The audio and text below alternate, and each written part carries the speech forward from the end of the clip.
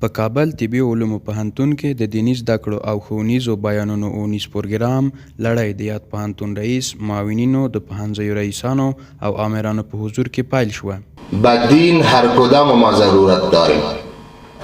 بادشاه ما بدین ضرورت داره، وزیر ما بدین ضرورت داره، عالم ما بدین ضرورت داره. کسی تو نگویه که ما عالم شدم، ما مفتی و شیخ الحدیث شدم، ما به این چیزا ضرورت ندارم. نه، هر کدام ما ضرورت داریم بدین. د دنیا چې څومره نعمتونه دي دا په دې خاطر الله ورکړي دي چې دا بندگان د الله جل جلاله شکر ادا کړي. خو چې بدی د دنیا بیان شوی دا هغه په اعتبار د اعمالو د بنی آدم سره، چونکی د بنی آدم بد اعمال واقع کیږي په دنیا کې.